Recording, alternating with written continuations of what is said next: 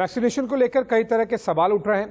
पिछली बार vaccination drive के in charge रहे बीजेपी नेता और सांसद डॉक्टर अनिल जैन ने कहा कि विपक्ष भ्रम फैलाने का काम कर रहा है। उनसे खास बातचीत की मेरे सहयोगी सुंदर सोलंकी ने। और राज्यसभा एमपी डॉक्टर अनिल जैन हमारे साथ खास बातचीत के लिए मौजूद हैं। सर, पहला सवाल यही है, वैक्सीनेशन एक बड़ा मुद्दा बना हुआ है। वैक्सीनेशन को लेकर कई, चाहे वो कांग्रेस के राज्य की बात हो, चाहे दिल्ली में केजरीवाल जी हों, तरह तरह के आरोप लगाते हैं कि वैक्सीनेशन हमें नहीं मिल रहा है, वैक्सीनेशन को लेकर हमारे साथ भेदभाव हो रहा है।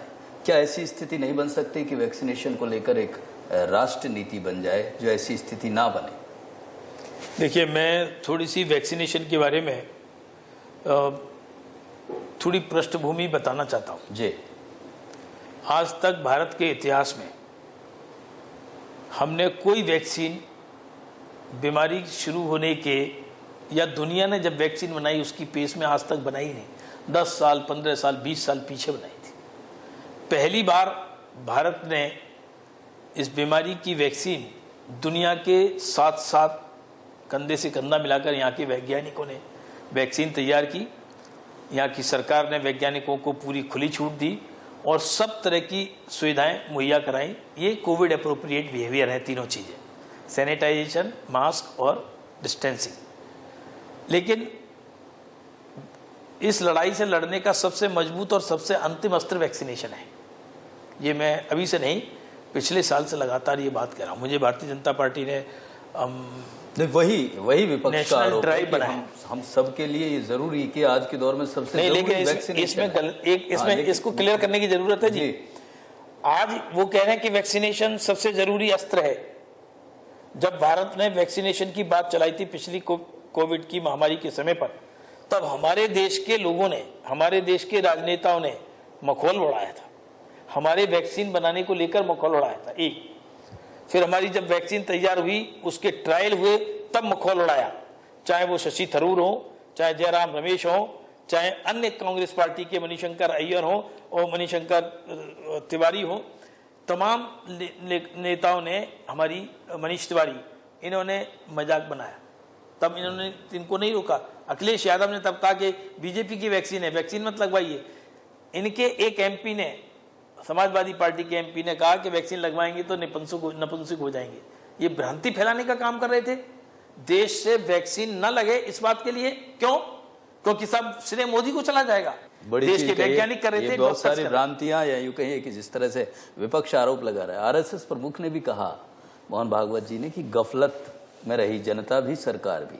कहीं चूक मानते हैं डॉक्टर साहब कि जो ये सेकेंड वेव था जिसमें नुकसान हुआ या जिसमें सभी ने देखी बड़ी बुरी स्थिति रही, चूक मानते हैं केंद्र सरकार? देखिए, मैं एक बात कहना चाहता हूँ। देखो, आपको फिर वही बात आ जाएगी। एक तरफ वैक्सीन लगाना, देश में क्या माहौल तैयार किया कि मोदी जी वैक्सीन बनवा रहे हैं तो अपने श्रेय के लिए बनवा रहे हैं। पूरे देश ने, ममता बनर्जी ने लिखी चिट्ठी, कांग्रेस के राहुल गांधी ने तो 16 अप्रैल तक चिट्ठी लिखी कि आप वैक्सीन लेने का, खरीदने का अपने ऊपर ठेका मत लीजिए, प्रदेशों को छूट दे दीजिए। ठीक, ममता बनर्जी ने फरवरी में चिट्ठी लिखी। अरविंद केजरीवाल ने कहा था कि हमको छूट दे दीजिए, हम 3 महीने में पूरी दिल्ली को वैक्सीनेट कर देंगे। कहा था कि नहीं कहा था? अब ये पलट रहे हैं, अब कह रहे हैं कि मोदी जी आप दो। अगर आज देश की भलाई के लिए ऐसा लगता है, निश्चित रूप से आज जरूरत है कि सबको लगता है तो सब प्रधानमंत्री को बात करें। प्रधानमंत्री, मुझे लगता है, मानेंगे इस बात। दलगत राजनीति से ऊपर होकर वैक्सीनेशन की ड्राइव को सही से चलाया जाए। आप समझते हैं कि ये जो दिसंबर नवंबर की बात कही जा रही है कि बच्चों तक को वैक्सीनेट किया जा सकता है, ऐसा संभव है? क्योंकि हम ये मान के चलें थर्ड वेव आएगी आएगी, ये इससे काम नहीं चलेगा। No to third wave. और नो टू थर्ड वेव के लिए सबसे ज़्यादा जरूरी चीज़ है कोविड अप्रोप्रिएट बिहेवियर और वैक्सीनेशन। जहां 5% से ज़्यादा पॉजिटिविटी रेट है, जिस इलाके की, कस्बे की, जिले की, वहां रेस्ट्रिक्शंस रहने चाहिए। Test is the key. Testing से पता लगेगा पॉजिटिविटी रेट क्या है, और पॉजिटिविटी रेट अगर 5 to 10% के बीच में है तो वहाँ रेस्ट्रिक्शन, कंटेनमेंट जरूर रहना चाहिए। और ये कोरोना के बाद किसान, ये बड़ी मतलब एक मुश्किल का सबब है सरकार के लिए। मतलब कहाँ आपको लगता है कि आप फायदा किसी को देना चाह रहे हैं, वो ले नहीं रहा है? कहीं मतलब आपके समझाने में फ़र्क है या उनके समझने में? देखिए, मैं फ़र्क की बात तो ये है, समझाने में फ़र्क है या समझने में फ़र्क है, कहीं तो फ़र्क है।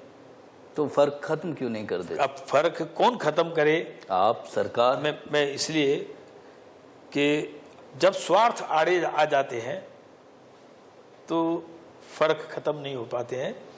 जो सोया हुआ है उसे जगाया जा सकता है, और जो सोने का बहाना कर रहा है उसे नहीं जगा सकते आप। स्थिति है दरअसल ये एक आंदोलन नहीं है, आप कहते हैं कि एक साजिश है। डॉक्टर साहब का कहना है कि किसानों को लेकर जो भी बात हो रही है वो चंद लोग हैं और वो किसानों का हित नहीं चाहते, सीधा निशाना है उन पर। और दूसरी बड़ी बात, एक बड़ा भरोसा उनकी तरफ से दिया गया है वैक्सीनेशन को लेकर भी, और जिस तरह से थर्ड वेव को लेकर चिंताएं हैं उससे घबराने की ज़रूरत नहीं है। कैमरामैन चैना के साथ सुंदर सोलंकी, इंडिया न्यूज़, दिल्ली। एक छोटे से ब्रेक के लिए रुक रहे हैं, जल्द हाजिर होंगे।